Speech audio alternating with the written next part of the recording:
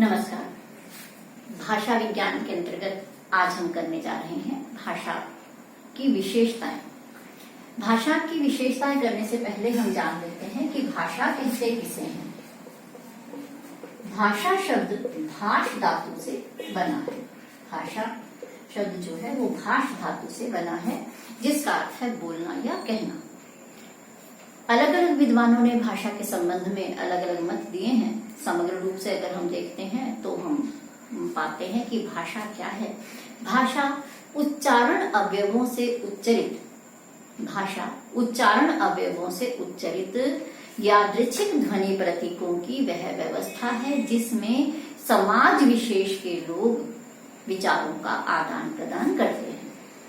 पहली बात हमने की कि भाषा उच्चारण अवयवों से उच्चरित, जो हमारे उच्चारण अवयव हैं वहां से उच्चरित होती है।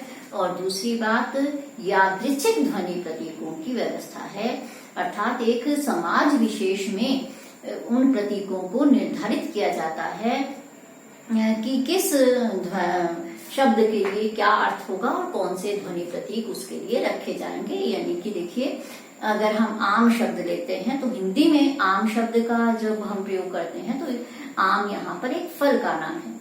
वहीं उर्दू में अगर हम बात करते हैं तो वहां पर आम यानी कि साधारण। तो इस तरह से यादृच्छिक अपने द्वारा समाज विशेष के द्वारा ये निर्धारित होते हैं। तो यादृच्छिक ध्वनि प्रतीकों की वह व्यवस्था है जिसमें एक समाज विशेष के लोग अपने विचारों का आदान प्रदान करते हैं। अब हम बात करते हैं ध्वनि की विशेषताओं की, कि ध्वनि की विशेषताएं क्या है। पहली विशेषता है भाषा पैतृक संपत्ति नहीं है। भाषा पैतृक संपत्ति नहीं है। क्या मतलब है भाषा पैतृक संपत्ति नहीं है? पैतृक संपत्ति जो पिता से अपने आप मिल जाती है।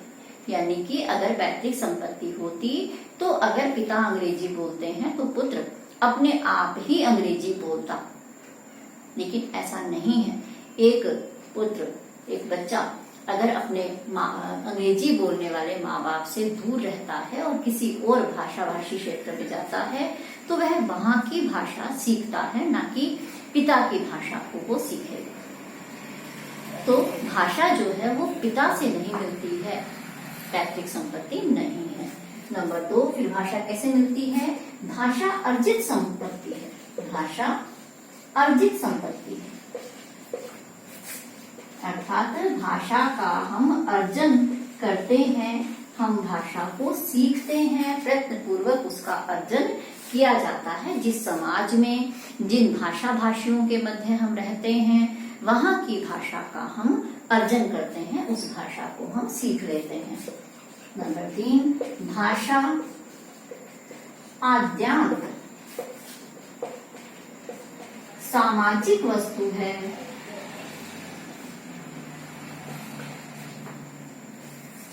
आद्यांत का मतलब आदि से अंत, शुरू से लेकर के अंत तक भाषा का विकास समाज में होता है, भाषा का प्रयोग समाज में होता है, भाषा का व्यवहार समाज में होता है। तो भाषा जो है वो समाज की ही वस्तु है, सामाजिक वस्तु है, एक व्यक्तिगत चीज नहीं है। तो भाषा क्या है? आद्यांत सामाजिक है। समाज में ही भाषा का जन्म होता है और समाज में ही भाषा का प्रयोग होता है। तो समाज जो है वही भाषा को बनाता है, व्यक्ति विशेष नहीं बनाता है। हाँ जी, अगली विशेषता है, हमने देखा कि भाषा अर्जित संपत्ति है। तो भाषा का अर्जन कैसे होता है? भाषा अनुकरण से अर्जित होती है। भाषा का अर्जन या भाषा अनुकरण द्वारा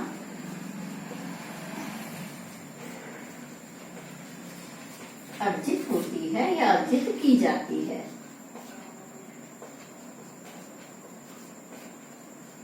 हम देखते हैं कि छोटा सा बच्चा भाषा जो है सीखने लगता है तो कैसे सीखता है? अनुकरण करता है।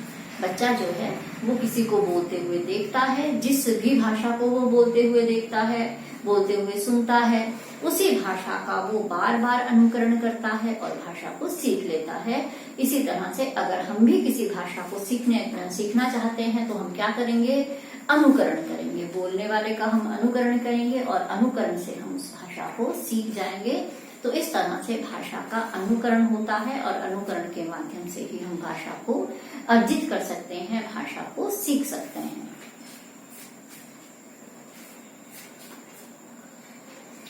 हाँ, अगला हम देखते हैं नंबर 5। प्रत्येक भाषा की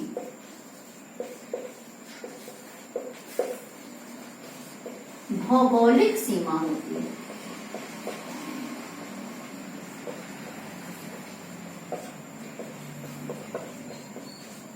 प्रत्येक भाषा की भौगोलिक सीमा होती है।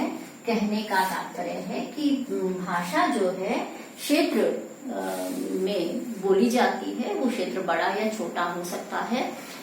हमने जब बोलियां पढ़ी थी कि हिंदी की बोलियां कौन सी हैं, तो हमने ये भी देखा था कि वह बोली और वह भाषा जो है किन किन क्षेत्रों में बोली जाती है। तो हम देखते हैं कि दक्षिण में जो है मलयालम है, तेलुगु है, तमिल है, तो ये दक्षिण की भाषाएं हैं और अपने अपने क्षेत्रों में बोली जाती हैं। ऐसे ही उत्तर भारत में जो भाषाएं हैं, आर्य भाषाएं बोली जाती हैं।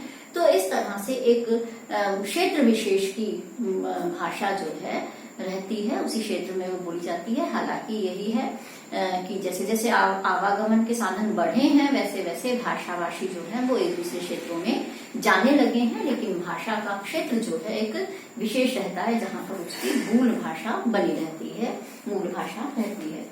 तो भाषा की भौगोलिक सीमा होती है, इसके साथ साथ भाषा की ऐतिहासिक सीमा भी होती है। प्रत्येक भाषा की ऐतिहासिक सीमा होती है।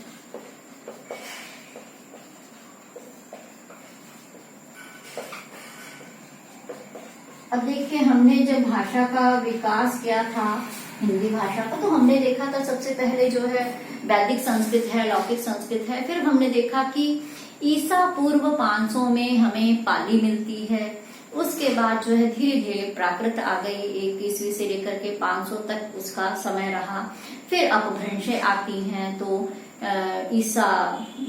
ईस्वी सन 500 से लेकर के 1000 तक हमें अपभ्रंशें मिलती हैं और उसके बाद 1000 के बाद हमें अपभ्रंशों से आधुनिक आर्य भाषाओं का विकास हम देखते हैं। तो इसका तात्पर्य ये है कि भाषा की अपनी एक ऐतिहासिक सीमा है।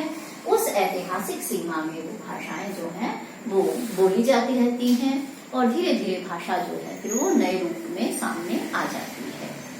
आज हम इतना ही करेंगे, शेष विशेषताएं हम कल करेंगे। नमस्कार।